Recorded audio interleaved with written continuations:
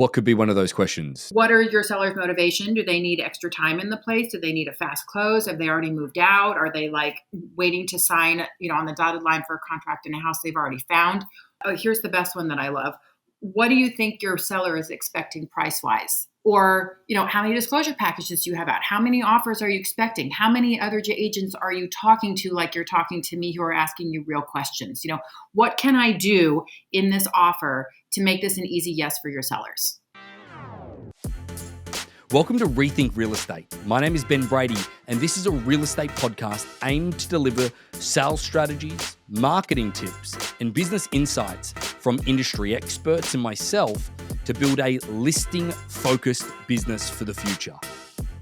Let's get into it. Well, ladies and gentlemen, welcome to another episode of Rethink Real Estate. Diana Koll is my guest today, affectionately known to the auction team as DK. DK, welcome. Thank you so much, Ben. I'm really happy to be here. Now, you said to me just as we were entering in here, you've gotten used to us Australians calling you DK. Yeah. It's a sign of endearment when you get a nickname from Aussies. Well, and I have to say, the majority of my team is made up of Aussies now, so I'm thrilled to have you guys. That's good. So you work with Shannon up in the Bay Area. I know that Shannon actually lives relatively close to your property there in the marina as well, and it is a wonderful, wonderful part of the world. I have a deep affection for the Marina District in San Francisco, and think it's got some of the best real estate. I think personally in the country. I would have to agree, but that's probably because I, own property in the marina in San Francisco. Now, did Shannon tell you that I'm actually a native San Franciscan? No, he didn't actually. I think he'd mentioned it or something like that. I'm actually, can you hear that alarm? I'm actually fifth generation San Franciscan. All my family is from here. My mom went to Lowell. My dad went to Poly. I went to every school in the city. So, the marina is just one of the many neighborhoods that I know really well. I grew up in Cal Hollow, and before that, I lived in the Upper Haight. So I'm a big fan of all things. So that actually, let's dive into a quick rabbit hole before we get into the agenda that we've got today. But that's a pretty rare thing. I've spent a fair bit of time in San Francisco, and I've spent a fair bit of time with agents in San Francisco. I haven't heard. Sorry, there's one other, Anthony Navarro. He said he's from there. But that is literally one other that I know of, apart from yourself, that's a native San Franciscan. There's a handful of us, but we are not common. And a lot of people will say they're from San Francisco, but they're really from Berkeley, Marin, Peninsula, Napa area. But to say actually true blue raised in the city, there's not a lot of us. There's an affection that I have for that city from the pure beauty that there is, and the thing that I love about the Marina District, one is the vibe of it. That obviously you go up to the main street there and Chestnut, and ultimately it's a really cool scene. But then one of my pastimes with Shannon as we were setting up things up there, and I still enjoy to get up there, and I'll certainly make sure that we go out to dinner next time I'm there. I think I'm there in March, but the walking down to the front of the marina where the park is, getting a coffee from the Phil's coffee van, and sort of just walking on a nice clear day where you can see Alcatraz out to the Golden Gate. It doesn't suck to live there. It doesn't suck. It's, I'm not mad being from here. That's good. And That's good. The thing that is nice is that you can literally walk down to the water and, in 10 minutes time, you can walk up to Chestnut, you can walk to Union, you can walk to Fillmore. So, if there isn't your vibe on one street, there will certainly be your vibe on the 2 or 3 others that are all within walking distance. But I think that's sort of the magic of San Francisco. Yeah, that is the magic of San Francisco. Don't get me wrong, I think that New York certainly has a feel to it from a walking place, but it's really over commercialized in that sense. There's not a great deal of space. The lower Manhattan portion of that would be the only thing that I could get even close really to the San Francisco vibe. But the thing that I really loved was the different architecture. Wherever you'd go, you've got Victorian, you've got Gothic, you've got all these different things that are all just this mixing pot of everything together. But I guess that leading into sort of getting a little bit back on track is that you being a local San Franciscan, down there in San Francisco, up there in San Francisco in comparison to me, your knowledge of the local city itself must play into effect of your real estate business. It is huge. And in fact, a really good example of that, I had clients, they have one child, they're pregnant with their second child. They moved out here a couple of years ago. And I put them in a rental because they didn't know where they wanted to be. Now they're needing more space. They're out there looking for new places. And they were looking in a neighborhood that they weren't familiar with. And they were kind of nervous about it because it seemed so, far away to them. They live here in the marina right now. They seem so Right. far away. And I literally drove them around and I said, nothing in San Francisco is very far away. And we went, they were looking at a place out on Lake Street. And we looked, as far out as Seacliff where Berks, the girls' school is. We looked at, Angelina's, which is a cafe right there on California. We looked at the restaurants that are on Clement. We looked at, going down to Arguello. They realized that it really wasn't that far, but they also sort of discovered things they had never seen, never heard about. I take it for granted because I've driven by it my entire life and live here. But to have that knowledge, I think, well, and it segues into something that I think is super important that I think we'll talk about later, but having that knowledge kind of bonds you with your clients and that they realize that you really bring something different to the table than just selling a house. And Yeah. I've had that be huge in my business. I think that your compassion for the area as well, being being a local, certainly would bleed into basically the same thing that we were just saying. But I guess that, how did you get into real estate? Give me your journey into real estate. Obviously, San Francisco. You've got to. I can see why, Diana. Like knowing you through Shannon. Being that people person that you are, but and a serious compassion for the San Francisco area. But how did your journey get you there? Well, I'm sort of a real estate Nepo baby. My parents are in real estate too. They don't do real estate sales. They do real estate investment and manage a small portfolio of buildings that they have here in San Francisco. And they started when I was very young in residential real estate, buying apartment buildings. And they'd buy one, paint it, fix it up themselves, leverage that to buy the next one, leverage that to buy the next one. And, have created this dream of, passive income throughout their lives, in a time that we couldn't do it in the same way today because tax laws are different and real estate laws are different. But they now own a handful of mixed use and commercial buildings here in San Francisco that they manage themselves and I help them manage. So I've been around real estate all my life, whether it was watching my parents, buy a new apartment building or walking to go help my mom paint. I thought it was the greatest thing ever when I was a kid, to be able to pick up a roller and paint. But I just, my family has always believed that wealth is created by collecting real estate, at least in this town. Like you don't sell one to buy the next if you don't absolutely have to. If you keep one, leverage that to buy the next, leverage that to buy the next. So it seemed sort of natural. I tried a number of other things. I was in finance for a little bit. I was in project management, contract furniture for a little bit. And they all sort of whittled away and led me down this path.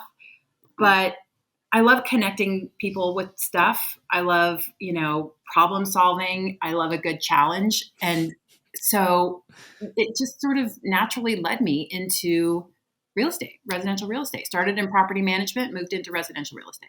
Well, so that's actually interesting that you started in property management. That is a career path for a lot of Australian and New Zealanders that they start in property management, see how the salespeople do it, because property management is such a big thing within an Australian real estate business. Every real estate business has this property management section, and then they sort of grow into it. Property management was that helping your parent, or through seeing your parents do it, helping your parents manage their assets? How did that start?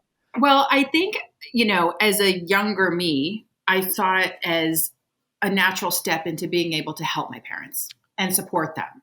And maybe one day, when they retire or move out, being able to pick up where they left off and continue on with it. I was doing property management in large commercial property management, big office buildings. And, I didn't enjoy it that much because you don't get much one-on-one contact with people. You're sort of like babysitting a giant building full of tenants. And somebody's always moving out. Somebody's always moving in. There's construction that needs to be done. And parts of it I liked, but it didn't really relate to what it was that I wanted to do and what my parents do. So looking for something that was more direct, that had more one-on-one contact, more rapport building, and more, personal problem solving, negotiations, that I keep coming back to that, but it's really what I love about this business. So I got out of the big property management and started into real estate sales because it just seemed like the easier step since I didn't really know what I was doing. And it kind of ticked all the boxes. And I've just been, loving it ever since. Who did you start with? What brand? I started with Pacific Union. Oh, okay. Yeah, which, isn't around anymore. Yeah. But I started with Pacific Union, and I started actually working on a team Okay. with an agent who'd been in the business for a long time and was very successful at it, which I thought was a great way to do it because it got me in and working right off the bat Right. Right. And then and learning. so now you're part of Compass, but is that because Pacific Union got acquired? Well, actually, I went from Pacific Union to Hill and Company, and then I went from Hill and Company to Paragon. Paragon Okay. was the first company to be acquired by Compass. So I did get bought by Compass, but then every other company I've ever worked for has slowly been acquired by Compass as Yeah. well. So the funny thing is regardless of what my moves have been, I would have ended up at Compass. How did you find the acquisition process and that merger through the brands? I know that's a little bit off camber for what we were talking about, but I just in general, did that disrupt your business in any way? No, in fact, I was very lucky because they bought. Because they bought Paragon. I kept my office. I kept my Ah, managers. The majority of the people that I worked with were part of that acquisition, and some people moved and changed and found other things that fit their needs better. But for me, it was pretty seamless, yep. and it's just been great. I mean, to me, the people that you work with and the job that you do doesn't really change drastically from company to company that you work for. Sure. The support that's at those companies sometimes can be better or not as good or different. But I didn't find that it impacted my business significantly in any way other than positively, frankly. Yeah, great. So as you get into real estate, you've started off and you've been in the property management side. You've been exposed to real estate from a young person in the sense of understanding what wealth it can create for your family and the management side of it. You've had a pretty good, if I could call it a cadetship, apprenticeship, or something along those lines within the real estate space. Coming into the sales business, how did you start off, and what did you start doing in order to grow your business? Well, like I mentioned, I was really lucky. I worked with an agent who had been in the business for a long time, who I had a really good relationship with. I had worked with her as an assistant during my college years. Hmm. So I knew her. We just, we hit it off like a house on fire when we first started working together anyway. So coming back into the business, I actually had met with her to ask her advice on how to break in. And she said, "Why don't you come work with me? I'm looking to probably retire in a number of years. It'll be great." So I'm a big proponent of learning by doing. You can study, you can read, you can watch videos, you can take practice quizzes, scenarios, role play, all that, which is great. But for me, getting in and actually just doing the business and sort of learning on the fly was instrumental, I Mm. think. And Yeah. working with a senior agent who had been in the business for a long time, I was introduced to other agents. I was doing deals with other agents right off the bat. So that networking is super important, agent to agent, as much as it is agent to all kinds of other, um, vendors. But getting in and just diving in headfirst and problem solving and doing it off the cuff was, to me, the greatest asset. Well, I think that, I think, Diana, I think it's really interesting that you've had this gradual rise to your business because you being a top performer now and building the business that you ultimately have. And I'll ask you in a second how you describe your business. But the thing that I think that people could take away from this is the graduation that you've brought into the process from an understanding that you needed to learn individual things before you then took off. I think that can usually what we see is that people are, for lack of better terminology, a bull in a china shop, so to speak, in that they just come in and they try and just go and go and go and go and go and just throw as much at the wall and see what sticks, where that's very strategic from your perspective to understand that there was a little bit of time. So it probably there's a big learning curve in real estate. There's no question about that because it is unlike really any industry. But realistically, your learning curve was different because it was on a gradual uptick that you slowly learnt through everything. It wouldn't have been that steep once you got out on your own. So once you're out on your own and you've built this business, how would you describe your business now? Um, as in my business style? Yeah, just Or, in general, is it a referral agent? Do you cold yeah. prospect? Well, I'll take it any way it comes. So it can be from a referral, it can be from meeting somebody. I think for me personally, the key to real estate is connection Right. and building a rapport. Some people love that. Some people don't love that. Some people are much more numbers driven, marketing driven, analysis driven. I like to meet people, and I like to be really integral in my clients' lives, and I like them to be a part of my life. So referrals, yes, of course. Luck, absolutely. But I think more than anything, it's just meeting people and building a rapport and having them feel like they trust you. They either come over and see your house and feel like, oh my God, this person's vibing with me. Like I feel connected and confident and comfortable with her. I think she could probably represent me well. Hmm.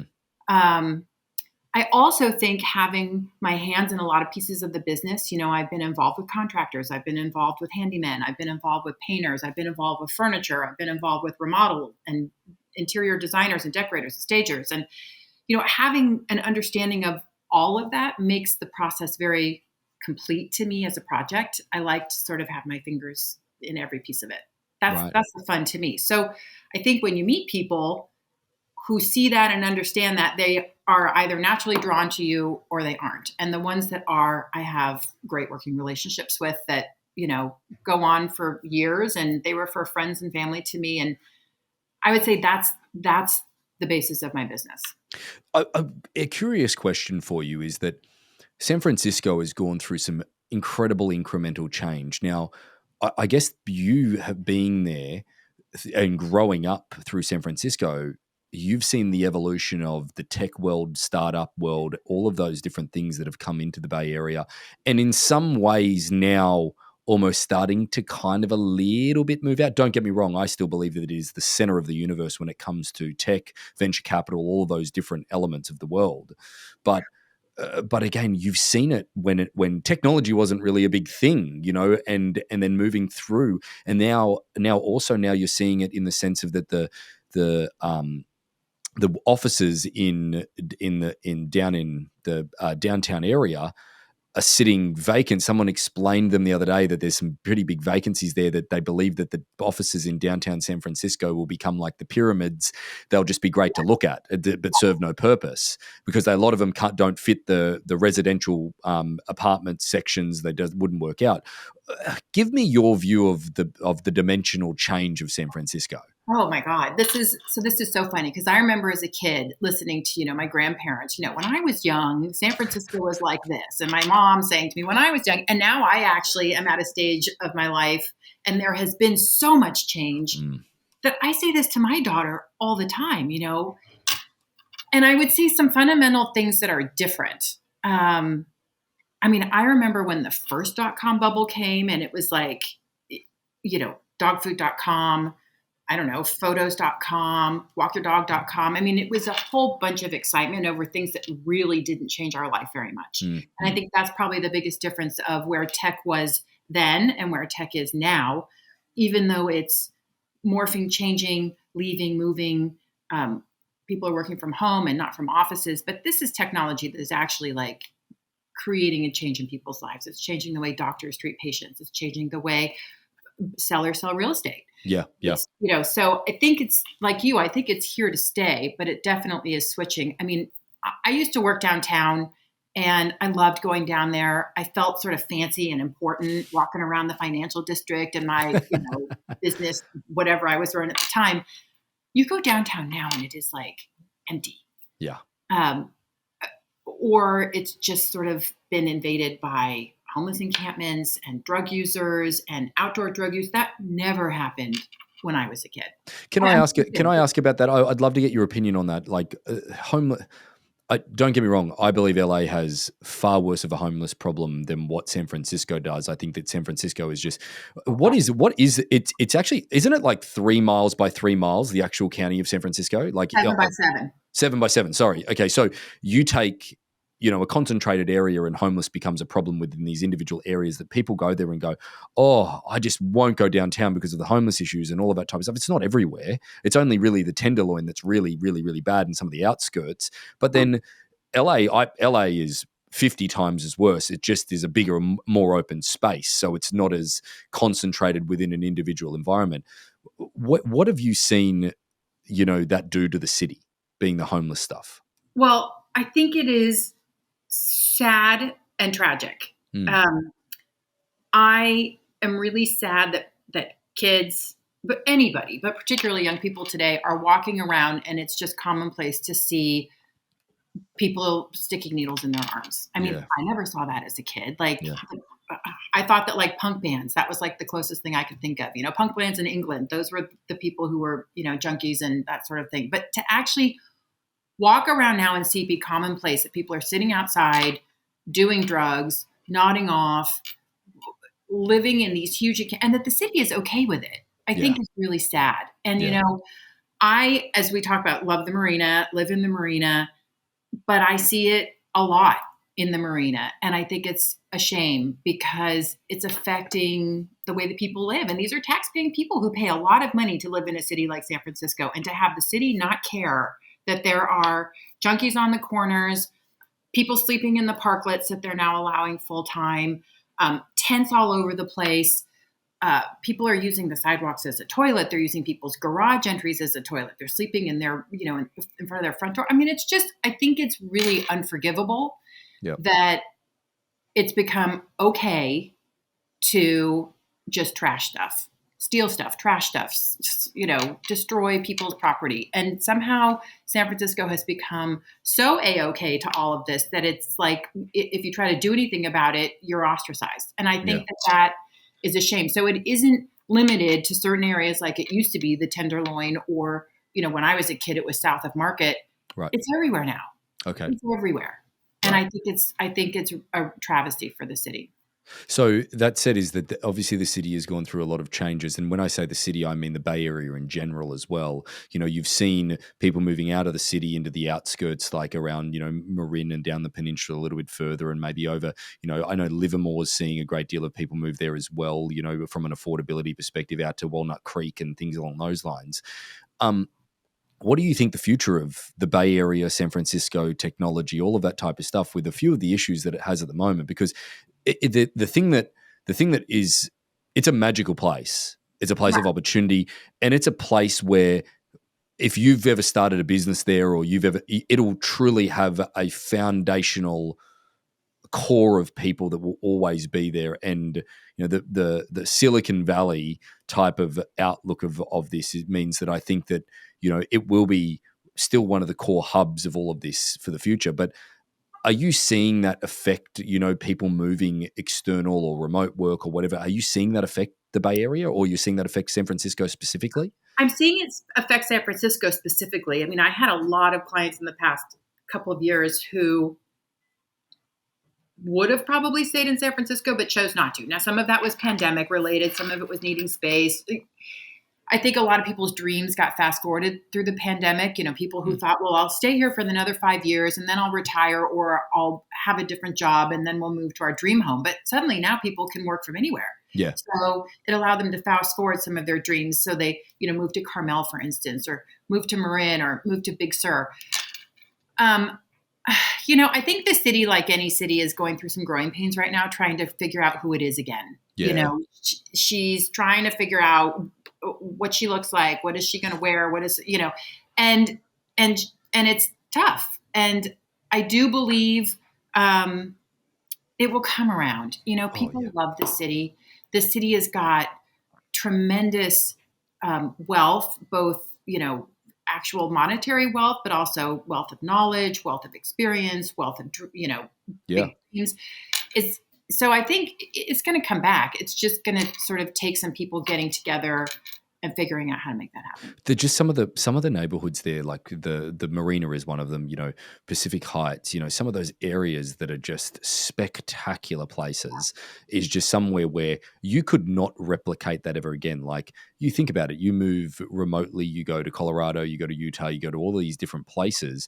There's still a yearning to come back to where this hub is. Like, there was an example of this the other day that somebody that I was listening to on a podcast mentioned, that the cities is where most young people are going to want to still live in cities and want to still that culture, because 2/3 of relationships are actually from formed in the early years from living in an urban environment. And I think that, it'll be interesting to see where society goes if people keep moving away from these major hubs, because one, it's going to present a great deal of opportunity at the same time, but it's also going to present an interesting catalyst of people moving back to them. I think that there's this situation, like we deal with a few people in Oregon, and there's some people that have moved to, say, Central Oregon, like Bend, Oregon, that we've heard that are like, okay, this is great. I've been on the same hike a few times now. Yeah. What do I do next? Yeah. Yeah. But haven't you noticed? I mean, this is pervasive in all of real estate. People have a herd mentality. What one does, they all kind of seem to follow, for better or for worse. It's like you jump on the technology bubble, everybody suddenly has got a website, or you jump onto this bubble. Now suddenly everybody's doing that. Everybody moves out of San Francisco. So they think that's the thing to do. They will come back. I mean, I do believe they will come back. And the young people who grew up outside of the city are going to want to experience the city, because let's face it, it's hard to find people to date when everybody's like super like spread out. So young people are going to want to come back here and like be a part of the mix. And it's having grown up here, it's a great, great city to be young in. It's fun. It's vibrant. And, it's got a lot to do. It's got a lot of stories in the real estate, and I'm sure that you've seen a great deal of stories of the properties that you've sold, the historical nature of some of those properties, the people that have lived in them and things along those lines. But the question for you that's a little probably sort of taking this down a path of being a little negative, did you ever get to a point that you wanted to quit real estate? Oh, like 400 times, but never seriously. I mean, no, I don't think I ever really wanted to quit real estate. I love real estate. And I'll tell you what I love about it is for me personally, can't think of another career that would allow me to live the kind of life that has the kind of balance that gives me the time that I wanted to spend with my family, with my daughter, with my parents, with my dog, with my horses, with my cats, that allows me to do all of that. It is truly something, and it's only become more available because things have become more remote. I mean, I don't know what I did before I had an iPhone. Yeah. I guess, I wasn't doing business on my Trio like I'm doing business on my iPhone. People used to care where you were doing your work, in an office, at a desk, in a place. But now social media has kind of become the water cooler, in the office. It's like you can check in on what everybody's doing all the time.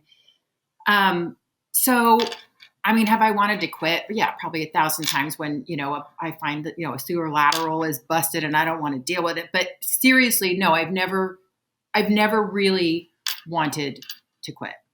It is, coming into real estate is hard, but leaving real estate to the other world of 9 to 5 would be even harder. I've never had to do that, but ultimately is that I could imagine it would just be unbelievably difficult. I have had to do it. And, it was great for a little while. Like I said, I felt like all fancy and, like I'd grown up and was adulting and all that sort of stuff. But, then I realized that, living to work instead of working to live wasn't what I wanted to do. Sure. I had all these other things that I wanted to do that didn't happen after 5. They all happened between 9 to 5. So I had to figure out a way to fund that side of my life, and enjoy doing it. Have something that fit into sort of my wheelhouse naturally, and also allowed me to, have the work-life balance that I really, really wanted. So when it comes to your business, is that what would a typical week, month look like for you, in the sense of like that work-life balance is something that a lot of people Diana, there's very few people that don't know you in the industry in San Francisco. You are a very good performer, and I'm happy to make sure that everybody understands all of that, because we give a lot of background on who our guests are. But realistically is that you run a phenomenal business, but yet you're talking about work-life balance, obviously because you've been doing this for a little while. You've obviously built some really great relationships. You've got some repeat and referral. But what does a typical week look like for you? Are you making some commitments for balance? Like, how does that all work? Well, yes and no. I mean, I wish I could say I was more deliberate about everything that I do. I do tend to follow the path that I'm allowed to follow at that moment. So sometimes I'm super busy and Shannon and I are like shucking and jiving and we got a lot of stuff going on and I do more work. And sometimes, like we've had in the last several month with this new downturn, there's been a little bit more time. So I've been able to spend more time with my daughter. Now, I will say my daughter is 17 and has her driver's license now, which has helped tremendously because I'm no longer her chauffeur. Sure. unless I'm able to be or she invites me to be. But now Right. she can actually get herself around on her own, which helps a lot, because there used to be a lot of, and I did more business in my car, off my phone, driving than I did sitting still because I could, Yeah. and why not? So typical, work week for me is, you know, going out with friends, meeting people, helping out my parents, my daughter. I think you know this because your fiance is a big horse person. So my Yeah. daughter is a really competitive equestrian and travels all up and down the West Coast for horse shows. So I'm often with her doing that because that's kind of our thing. Yeah. That's our time together. And there's nothing that brings me more joy than seeing her thrive and succeed. And that's her jam. So, I would say my typical week is wherever I'm needed most, Yeah. That's a great way. That's an incredible way to sort of, I think that if some people let go of their business a little more, they'd probably do more business. Yeah, Like maybe. maybe. They'd certainly have a lot more fun doing it because I find that the less I try to force myself to work, the less I resent it when I have to.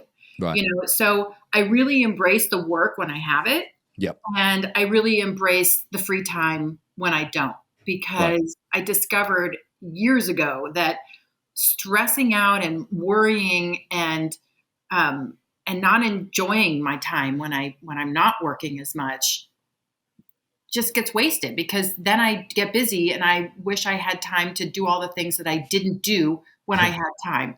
So I work really hard to be 110% in it to win it when I've got stuff that I need to do business wise. And I work really hard to enjoy the time that I have when I have time off. But the thing that I love about real estate is that there's a lot of time that those things cross over.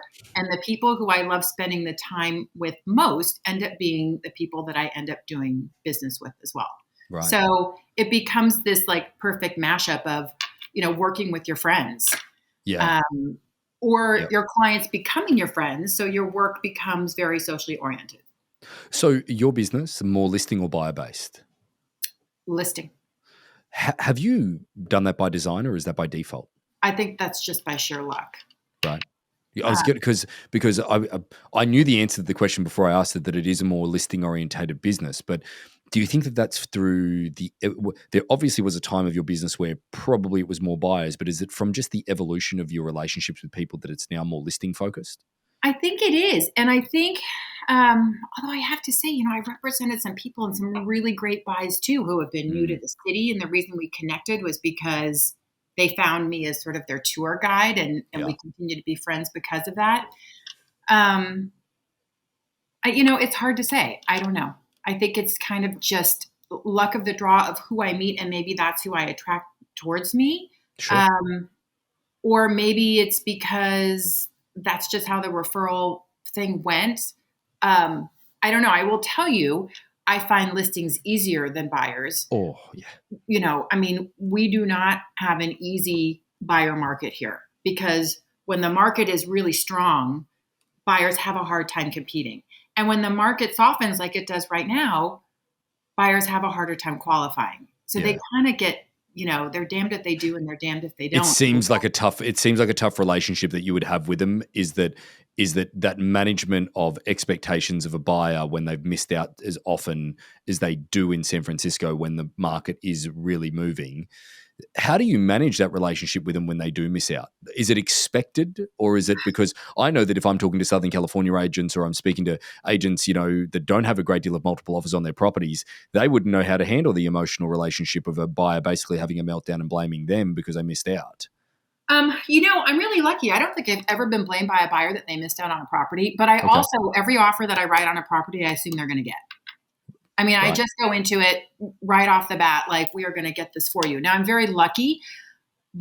Buyers often aren't writing offers on the first property that they've seen. So I get to cheat a little bit and get to know my client. So you build that trust and rapport that is so important, so that when they do find the house, and they ask me what to do, they usually follow my instructions. And, I've been in this business a long time, and you start to you build your relationships with agents. You can get a good idea of what maybe a seller's motivation is, which will help you write a successful offer. And you know what I find amazing is how many agents don't ask questions. They don't ask questions of the listing agent. They don't ask questions of their buyers. They don't ask questions of their sellers. But 9 out of 10 times you will ask questions of listing agents that they, in their right mind, should never answer to give you the ammunition that you need to be able to write a successful offer. So that even if you're not necessarily the winner, you're in the game and you're closer so that your clients will get it the next time. What could be one of those questions, Diana? Like what's a question that you might give you some insight to a situation, do you think? What are your sellers' motivation? Do they need extra time in the place? Do they need a fast close? Have they already moved out? Are they like waiting to sign, on the dotted line for a contract in a house they've already found? Here's the best one that I love. What do you think your seller is expecting price-wise? Or how many disclosure packages do you have out? How many offers are you expecting? How many other agents are you talking to, like you're talking to me, who are asking you real questions? What can I do in this offer to make this an easy yes for your sellers? Right. Do they need, no contingencies? Do they want contingencies? It's amazing. We as buyers agents always assume that writing an offer with no contingencies is going to be the winner. But in fact, some sellers really want to make sure that that buyer is going to close escrow. And by doing so, they should give them the opportunity to do their due diligence so that there aren't any questions about, was something not disclosed or was it not fixed properly? So asking questions of that listing agent will often give you a really close roadmap to what kind of offer you have to write to be successful. Well, you've just answered the question as well. Like you already answered from the expectations of the buyers. By asking those questions, you'll know whether or not, based on the wants of that client or based on the answers of the agent, whether or not your buyer should write an offer in the first place anyway, because they're probably either going to be competitive or they're not. So, again, then you get to manage expectations by not setting them up for failure, by not asking questions and getting them to submit an offer that then gets rejected and then they get weird about it. So again, I said earlier on, it's not awkward until it's awkward. And when it's awkward, it's weird. Well, and I'm sure we're going to segue into Harcourts, and where the auction process comes into my business. But yes, awkward is tough. But here's the thing. My clients hire me to have those awkward conversations. They're not hiring me to be like a yes girl. Yeah. They're hiring me to give them a roadmap on how to make as much money as possible when they sell their house and to spend as little money as possible when they buy their house. But more than that, what I am hired for really is to help my clients achieve their goals, whatever those goals are. And sometimes they're different than mine, but I have to respect that they don't do this every day, 7 days a week, 365 days a year. Yeah, so exactly. Guiding, managing expectations, as you said, and helping clients realize their goals is really my job. Right. So you segued into it a little bit and you've opened the door. So, when a door is open, I will come through. Yeah. Auction for you, DK, you have a nickname amongst us based on the success that you've had with the process. Now, the success means different things to different people, whether that's a live auction with multiple bidders under the hammer, whether that's incredible result beforehand because we've managed to leverage the auction date, whether it's a result shortly after because we've managed to help a client understand their value of their property better. You've kind of had it all, really. And Shannon's been a pretty big catalyst to the success with auction and introducing it to you. Where did you, in the beginning, when it was first offered to you, how did you feel about it? I disregarded it. I totally blew Shannon off for 6 months.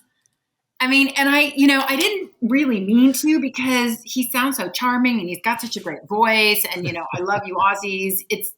So I really did, but I mistakenly categorized the whole Harcourts auction thing in the same file that I would put billboards, shopping cart ads and refrigerator magnets.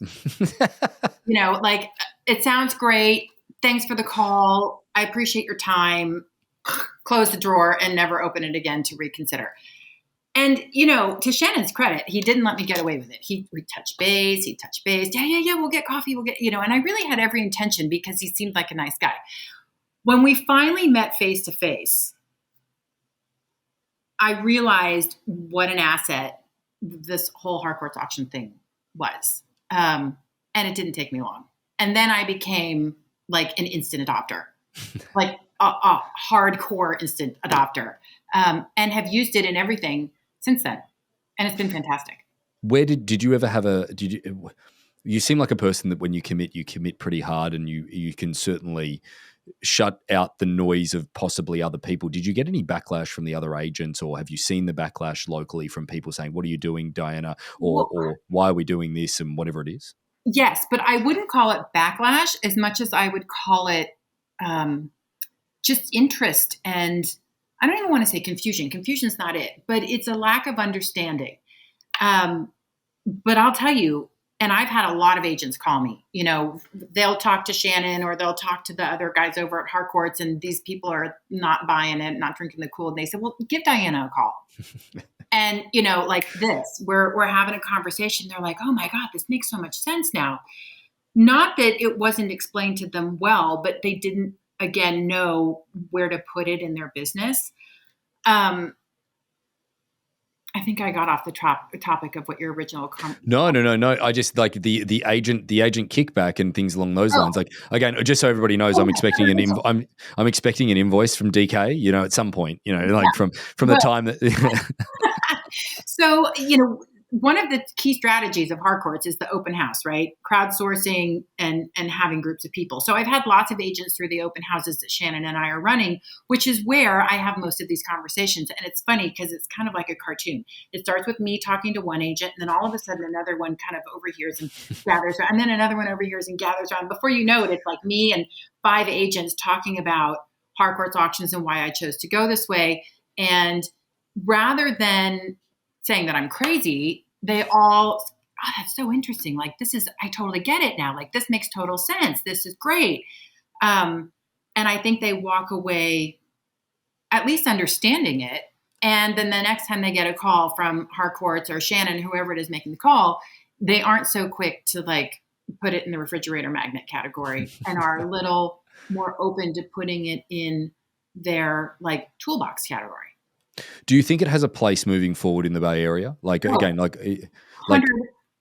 So one of the things, Ben, that we are so lucky about in the Bay Area, and especially in San Francisco, other Bay Area, neighborhoods, certainly Marin, we already kind of set up this auction idea, only we called it an offer day. Yeah. And we made it completely opaque. And like, shh, don't tell anybody, but there's an offer day, which really, I mean, come on, it's an auction. Right? Yeah. Multiple people, you pick a date, multiple people submit an offer, and the seller gets to pick which one. But nobody knows what anybody is doing. Yeah. So we already had this mindset of doing this auction thing. Our sellers already got it. They had to do it when they bought. They're expecting to do it now that they sell. So in that respect, it wasn't as hard a sell to my clients or to me because the process is already there. It's just how you call, what do you call it? Because generally in San Francisco, when we heard auction, we thought distressed property. Yep. County court steps, that's how it gets sold. Or we think of it like eBay or a school function, a school fundraiser, which is usually a silent auction and maybe with a little bit of a live auction. So it was just really changing the mindset around the word versus trying to teach people how to sell property in this way. How do you bring it up with sellers when, like, again, you deal with a great deal of it? How do you bring them up? Well, super easy. I just bring Shannon with me. I just tee it up.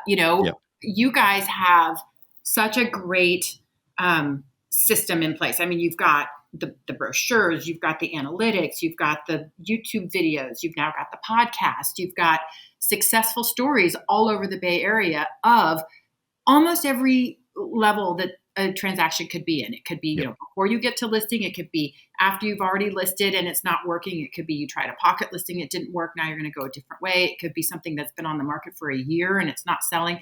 There's all kinds of ways. I personally choose to come in right away with it because I think the best thing you can do is offer your clients options. And that's one of the greatest things, Diana, that I think that you bring to the table is that quite often agents say to us, no, I don't want to bring it up with my seller. And you're sort of like, well, why? Like, first of all, like it's, oh my God, like why wouldn't you? And then second is that, well, I don't want to look stupid because I haven't mentioned it to them yet. Well, I don't even know what to say to that.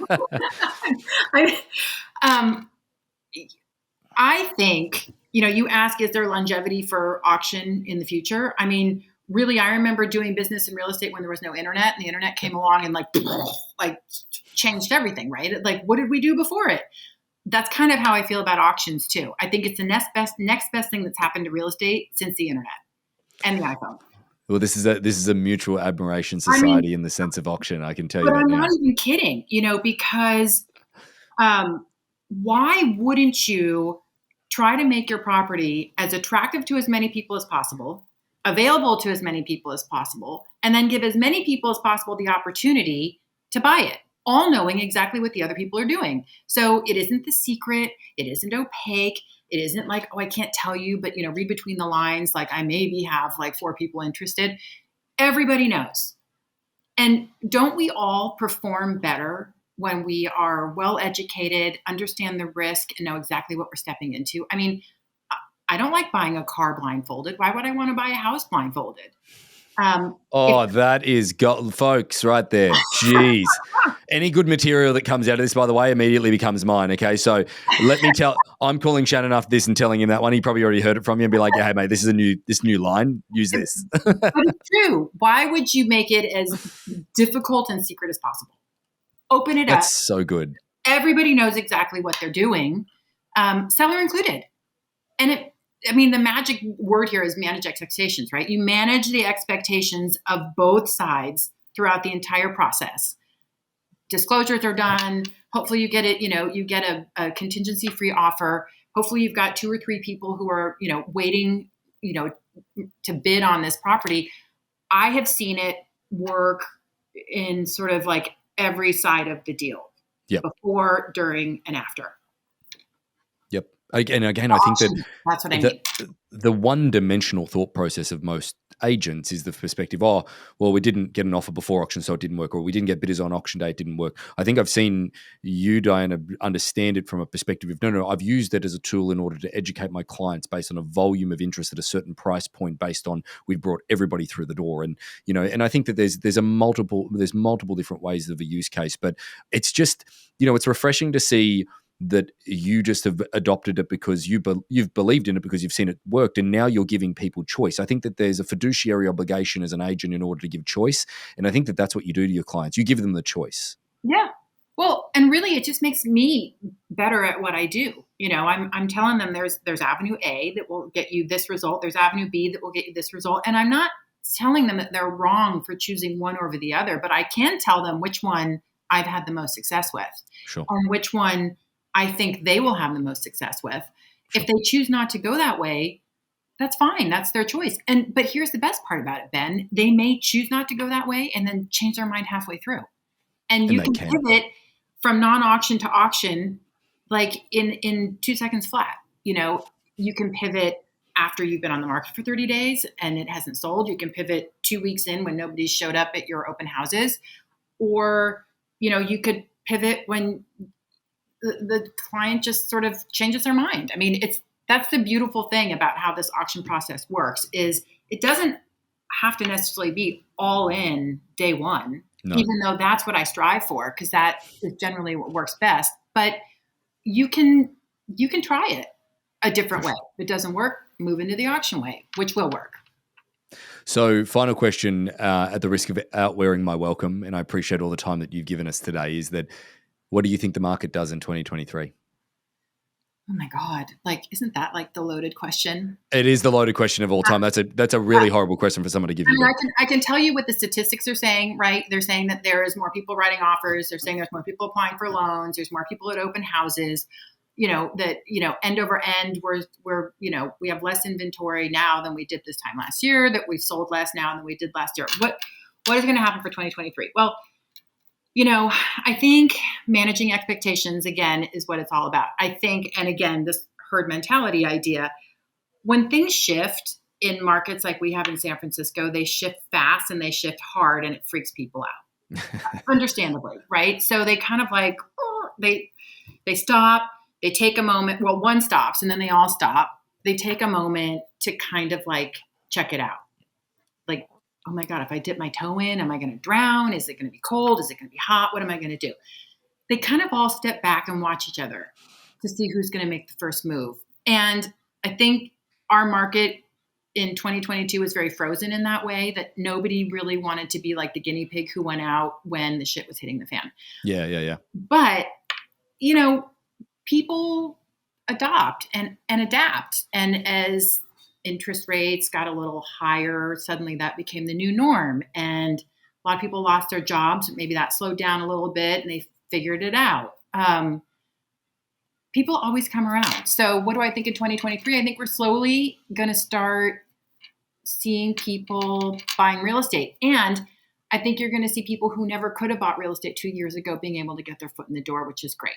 That is a great ending note, in the sense that some people, like, again, if you could wind the clock back and buy in the Bay Area or enter the market in the Bay Area at a certain point of history, you know, the reality is that you'd be doing incredibly well, and not to mention, as well, as it's one of those core marketplaces that you can own real estate in the world. It's a name that's synonymous with a lot of the big cities itself. But first of all, is thank you for all of your support with the Harcourt's Auctions, and I know that it means a lot to the team.